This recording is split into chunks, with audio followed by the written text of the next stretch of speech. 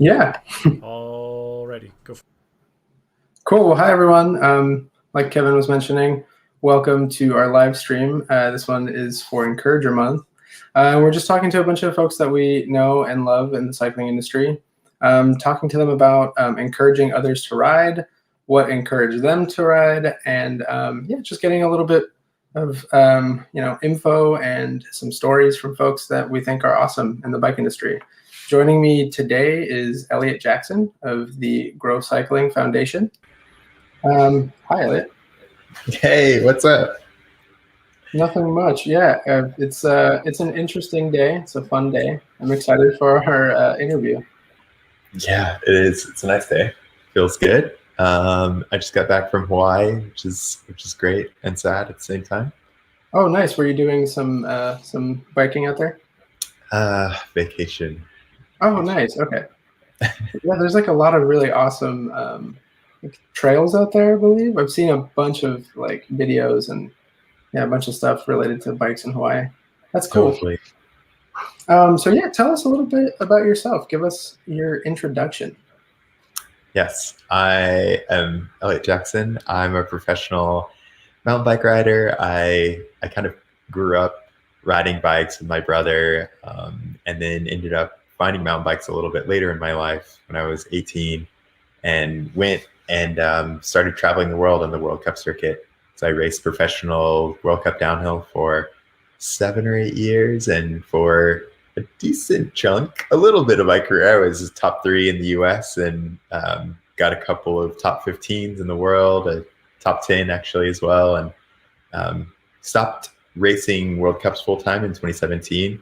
Kind of just started doing more stuff with the bike, still doing some other events, but kind of got into just like exploring what else the bike has to offer. And then last year started the Grow Cycling Foundation so that more people could follow the path that I followed, get into the bike and use it for whatever that means to them. I think that bikes provide such a great opportunity to just like learn and grow and make friends. So I wanted to bring that to more people. So really excited about that.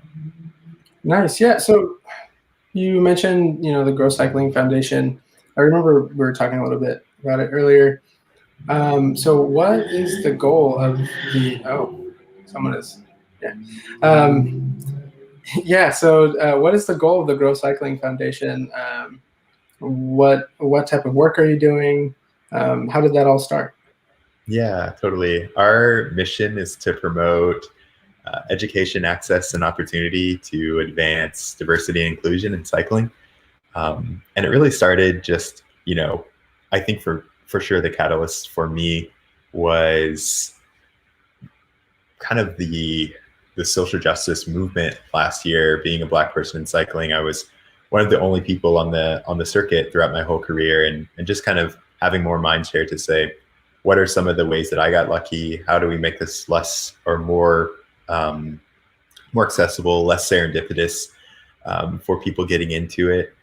So I think of us as kind of infrastructure. So if you want to go and ride a bike, how do you do that? We're building a pump track in Los Angeles, trying to get programs in schools to teach kids how to ride bikes. We just launched a jobs board that has over 140 cycling industry jobs there, to make the industry less insular. Because I think, I've been in the cycling industry for 15 years now, and I've never actually applied for a job. So it's always through an email or a friend. And I think if you do want to take that path, making it a little bit easier to do that.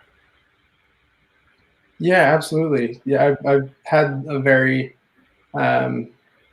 similar experience where like getting into the bike industry can be, I wouldn't say tough, but it seems just kind of like lucky in a sense. Like there's no like formal training on so many different aspects of bikes, whether it be like repair or owning a shop, becoming, an advocate. So that's really awesome to hear. Yeah, for sure. I think that the kind of the career aspect, there's like the cycling industry as a whole, like doesn't have a lot of development opportunities. And so you end up having this kind of vicious cycle where people hire from other companies or they hire their friends because they don't have the resources or kind of the skills to develop talent. And so it just becomes like, okay, I'm going to get, that marketer from another company. I'm going to get the mechanic from the bike shop that I know, rather than saying, where are the cycling communities and how do we kind of expand these opportunities to them? And I think that one of the things that we're thinking about is just allowing people who already do know that they want to have a job there. That's the first step, is like, you have to be able to apply and actually put forth the take the initiative to do that. And that really hasn't been possible until now. Yeah. So you mentioned, a little bit earlier about there being a sort of sense of like serendipity or luck into just the whole like bike industry as a whole. So I'm just curious, have you ever been encouraged to ride a bike? And then if so, who or maybe what was it? Yeah, for sure. I think it must have been my parents. I don't remember what my first bike was, but I remember just being in the backyard, and we would build these little dirt jumps, like, this tall. I was probably 5-6 years old. And I would go back there with my brother, and we would do it. My dad we'd go like ride around the park or go to the local college and things like that. There was never I think especially when I was growing up, I never knew that there was a cycling industry. I never knew that you could race a bike. I never knew any of that stuff. The bike for me was just kind of like a sense of freedom and something I'd love to do, like come home from school and I would go in the backyard and like dig some jumps and just do them. And, neighborhood kids would come over and they would crash because they were too big. And then it was all just for fun. That's so cool, like making jumps and stuff. I've never made my own bike jump. It seems like it's a lot of work. You like shovel it yourself, right? Totally. Yeah. You just like, as I got older, the jumps turn into these 10-foot tall, like works of art. But yeah, when I was, 5-6 years old, I'm sure if I look back, they were maybe 6 inches tall. But I think that it was great to have parents that let me dig up the backyard, and encouraged me to go out there and, use my bike that way. Yeah. When you talk about the scale, it reminds me a lot of like the like Red Bull Rampage kind of like jumps where it's like someone's jumping off the side of a cliff. Totally. It's really crazy to watch. Yeah, for sure. Cool. So then my question then becomes, why do you think it's important to encourage others to ride? I think that there's so many different ways that you can ride a bike, and you can really bring your personality into it. Even just in kind of my space, and like just thinking about it in my head, like there's BMX bikes, and even just on a BMX bike, I could ride dirt jumps, or I could ride flatland. I could do freestyle and go off ramps. I could just ride around with my friends. And I think that exists kind of in each different little segment. So I think it's like this place where you can really be yourself, express yourself, have a sense of freedom, build confidence. I think that, building skills has allowed me to have confidence to go into other things and learn what it means to put hard work into something. And then I think too, like having a career in it. I never would have imagined that I would be, my job, the thing that I get up to do every day would be to ride my bike, but that's a possibility too. And so I think that it's a great community, and it's a great way to kind of build that confidence in yourself. Yeah, absolutely. I think, part of it too is like making sure people are aware of this like awesome thing that we all love, getting more folks involved. Yeah, for sure. And I think it's so important not to like push our views of what a bicycle is on somebody else. You know, like when I meet somebody, the last thing I do is tell them like, you should go and race World Cup downhill. Like you should definitely do this because I think that it's so personal, and like each person kind of resonates with different pieces of the bike. Like some of my best friends ride bikes in ways that I never would, or for reasons that I never would. Being able to commute to work and things like that. So I think it's like really encouraging people at the core level of being interested in bikes, not like, or at least important to me, that like important not to impose like what I think the bike is. Oliver's having connection issues. Oh, he's back. Look at that. This is fun. We can all hang out. This is great. I love the internet. Take it away, Oliver. Yeah, I lost you at encouraging others to ride the way that they want to. Totally. Yeah, no, that was it. I think that's like so important. Just not to kind of impose the way that we ride, just like we wouldn't impose like the way that we dress on someone, or the way we talk, or the things we eat. It's all just like such a personal choice, and allowing people to discover their own way, I think, is really important.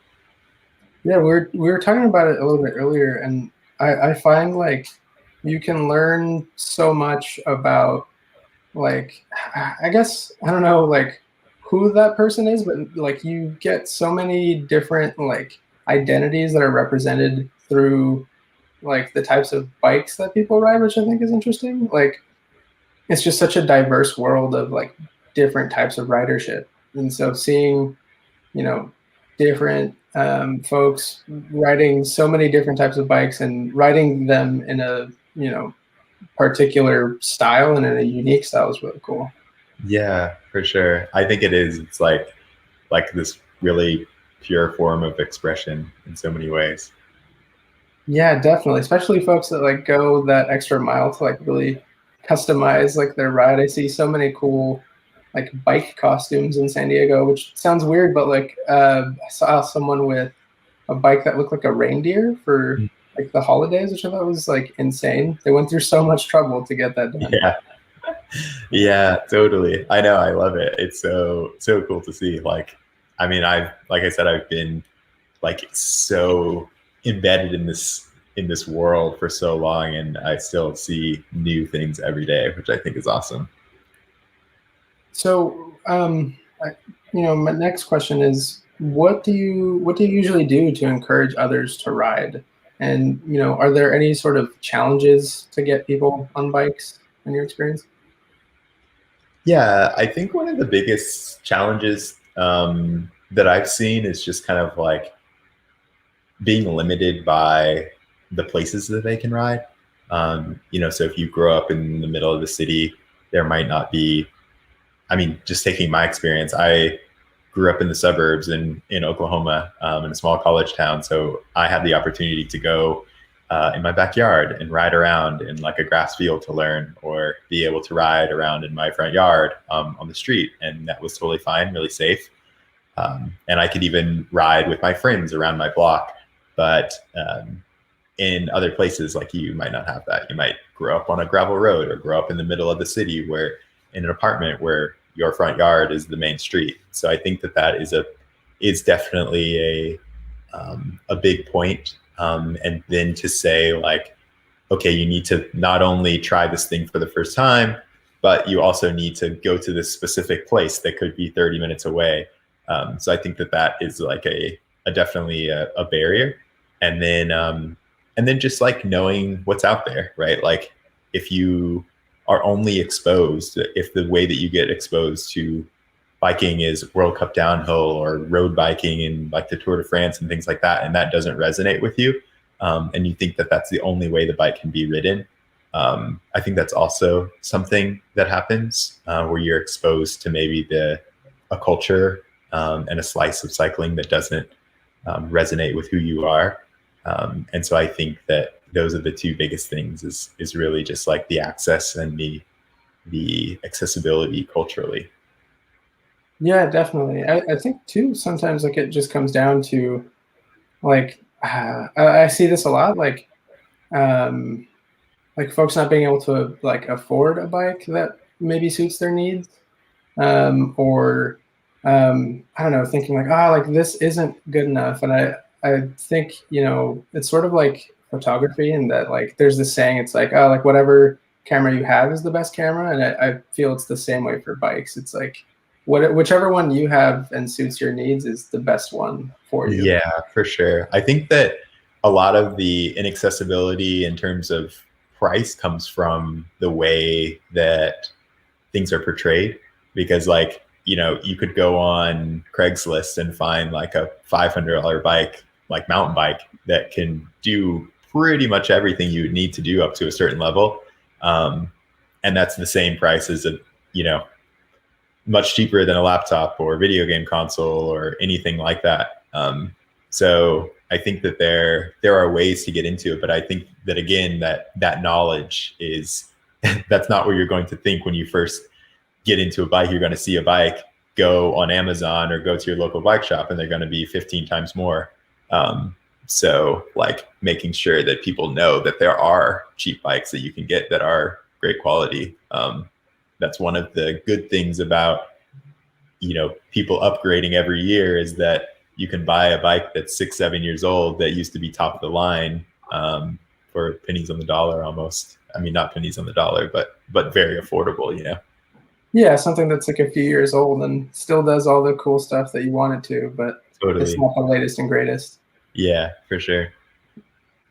So you were talking a little bit about like accessibility, and you mentioned, the pump track that you're, getting built in Los Angeles. Tell us a little bit about that. Like, what's the goal with the pump track and maybe other projects that you have? Yeah, I think the pump track, really trying to solve that accessibility piece of it, to say, if we can't bring the city to the outdoors, how do we bring the outdoors to the city? And so we have a pump track is just a small, like, a circle with like some rollers, and a kid, like 2-year-old, can ride it. A 9-year-old can ride it, and all skill levels. The same track is used for like a world championship level event, and for a person's like first ride around one. So I think for us, it's really about saying, like, how can we bring different ways of cycling, to a community, and build a bit of a community hub, where a lot of the times, I think, when something investment does come in, it becomes like an import of the existing cycling culture. So then for us, it's about saying, okay, how do we be deliberate around, having music and food and culture at this place, so that people can feel comfortable and like they belong there.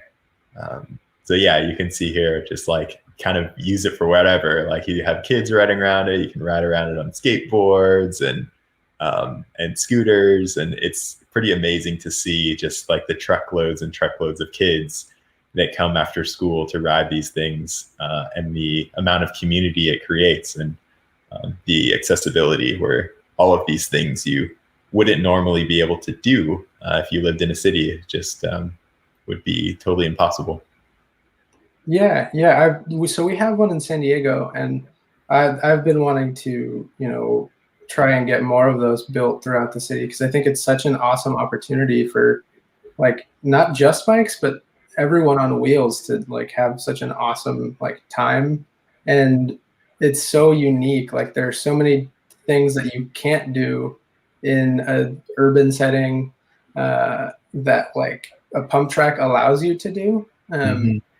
Like, I'm a skateboarder as well as a cyclist, and so I just remember seeing it and thinking like, yeah, like there is nothing like this throughout our like, city or like our downtown area that's like so purpose built for like just having fun on wheels. And I see kids on Totally. bikes on them too. Yeah, for sure. Yeah, you can, like, I think that's the coolest part about it, is that it's just great for like all skill levels, all ages, all like everyone on all vehicles, like you said, anything on wheels. And so I think one of the things that it also lets you see is, if we can help to curate those experiences and hold events and bring in professionals and that sort of thing, so people can see like, this is not just some weird thing that people do in the mountains or on YouTube or jump off of cliffs or whatever, and see people from their own communities doing it as well. I think it's a really cool way to bring it to more people. Yeah. So, I love this one. So knowing what you know now that you've, traveled the world, doing downhill mountain biking, what do you wish people had told you or done to encourage you, or just any sort of wisdom that maybe you've picked up along the way that, like, you look back and like, man, I wish I knew that earlier? It's interesting. I feel like I always answer this question in that, like, I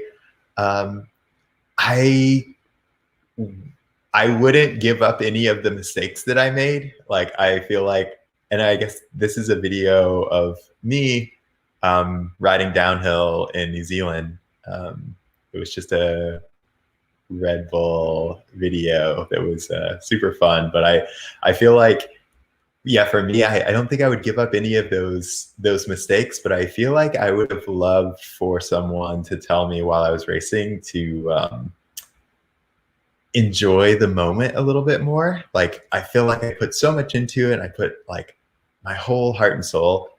And when I wouldn't do well, I would always like go back to the drawing board and try to fix everything. And I think, looking back on it, the right approach would have just been to be like, sometimes things just don't go your way and you just have to move on to the next race or move on to the next thing and, keep trying. And I think that's like something I've taken into the rest of my life, where it's just like the only thing you can do is like try your best and do your best. And then sometimes it works out and sometimes it doesn't. And you just like try again the next day.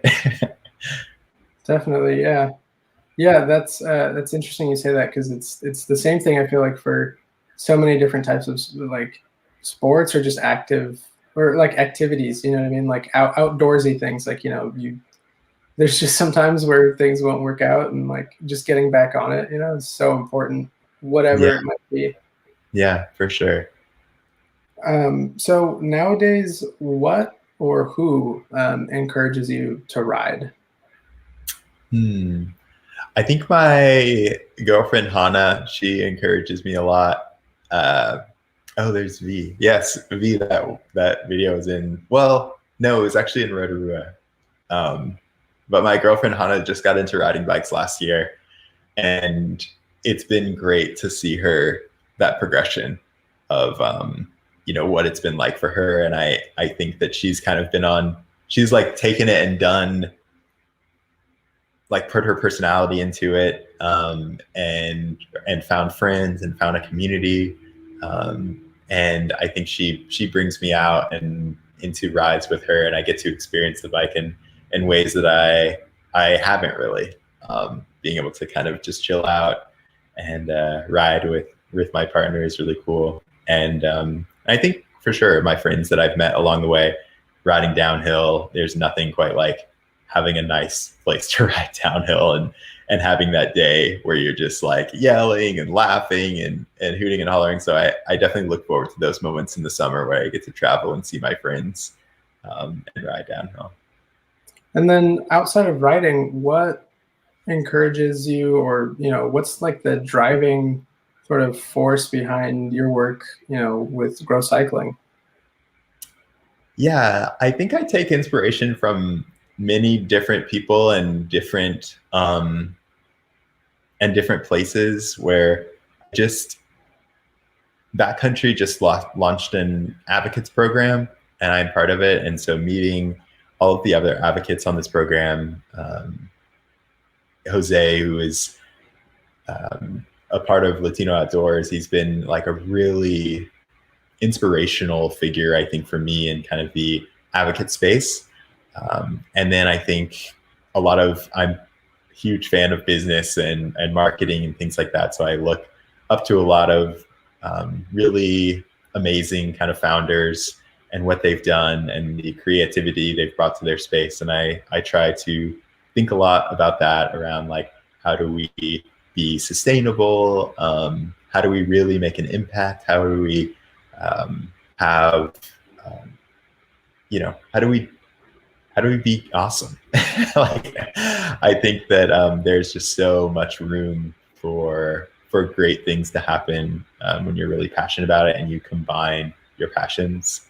That I really just try to look at people who are doing what they're passionate about and take some inspiration from there.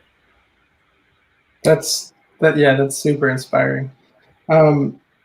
So how do we support you, your project, the Grow Cycling Foundation? How do we help get the LA pump track going? All that stuff. Totally.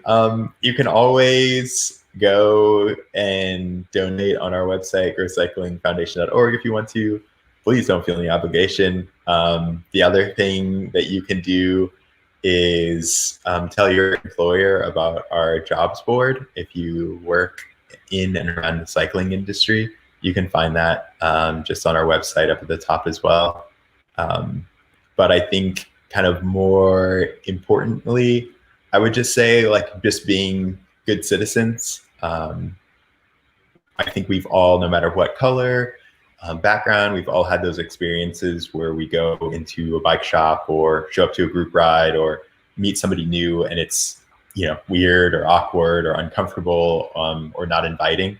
And so I think that it's kind of our responsibility to make sure that each new person coming into the space has a good experience. And if we all do that, that is much more empowering and impactful than anything else that I could ever do. So I think that is always my ask, is that if we just try to think about when we were first getting into the industry, first getting into the bicycle, how would we want to be treated, and make sure you're treating everyone like that every day. And I think things will be great. That's a really wonderful message.